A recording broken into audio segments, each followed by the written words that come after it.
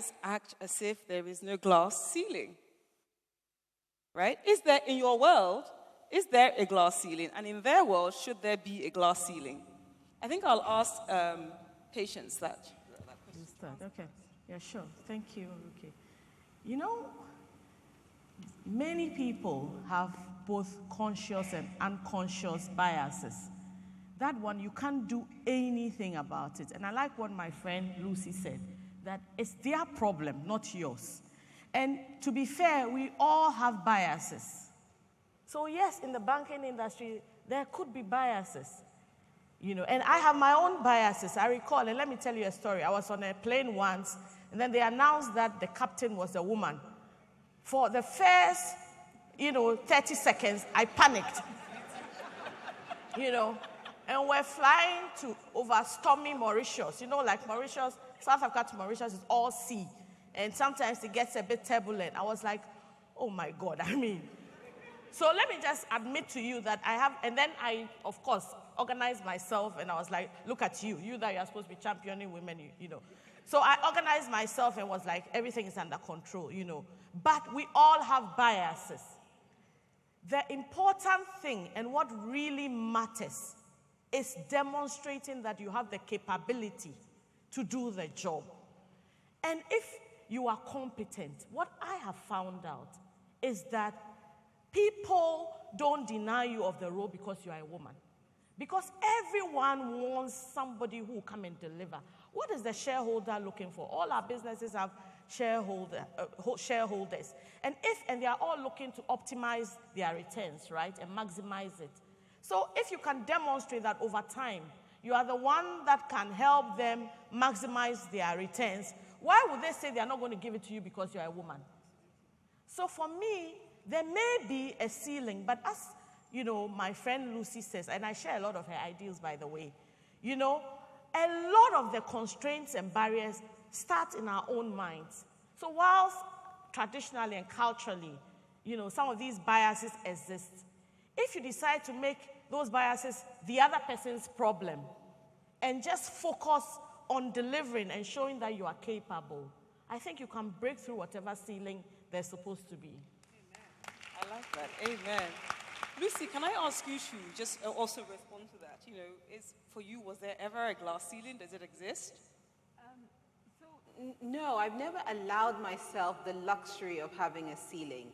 The truth of the matter is that when we talk about glass ceilings, we tend to make people feel as though it's about the ultimate being a CEO job. But at every stage of your career, you could allow yourself to have, ceilings and restrict yourself. Angela mentioned that I went to Wesley Girls, but I also went to Presec. And when I was in Presec in the science class, I wasn't supposed to be there.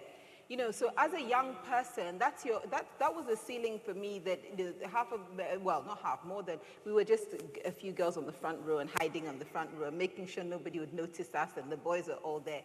But it was a proverbial, you're not supposed to be here, because that's what a glass ceiling is. A glass ceiling is telling you, you don't have permission to be here. Or in someone else's mind, you don't have permission to be here. And you say, well, I have every right to be here, because here is not about being a girl, it's not about being a woman, it's about capability, it's about talent, it's about potential, it's about what you can achieve and what you can deliver. Your ceiling. That every time someone says, you don't have permission to be here, you shouldn't be here, you know what's inside of you. You know what you have to offer. You know what you have to deliver. Yes, there'll be ups and downs, but inside of you, do you believe? Do you really believe you have what it takes for this step? I think those are the stories you've heard of women consistently saying, I have what it takes. And every step of the way, there was a question mark, the American job, the technology. Every time there was a question mark, every time they said, well, no, I'm going to be here, whether you like it or not. Absolutely. So ladies, there's no glass ceiling. In fact, it doesn't exist. So we should just work and offer the world our best and we will. I think we're a demonstration to the men that actually it's been shattered and a long time ago. So let me just make a comment on the glass ceiling. So thank God it's a glass ceiling, right? It's not a concrete ceiling. It can be shattered. It can be shattered. So focus on the fact that it can be shattered. So what are you going to do? You're going to shatter it. They didn't give us a brick ceiling, they gave us a glass ceiling. So we can shut it. You're a mother of 2 boys. One is already at university. And how did you cope? I mean, Florence gave us an example of how when she was in SA, and she made a decision to actually come back so that there could be... Patience. Patience, that they could be together as a family. Tell us about your experience of balancing work and life and family. So I think it's a very relevant question. And what I always told myself is that I'm not superhuman. I can't do it all. So I made use of my support system around me. I used everybody around me to help me. Most of the time, we as women, we think that we have to do it all. We have to carry the kids to school. We can't afford to miss any of their football games or whatever.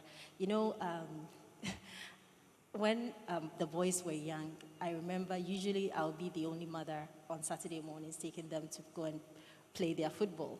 And the days I don't go, they come home and they start telling me how I wasn't there.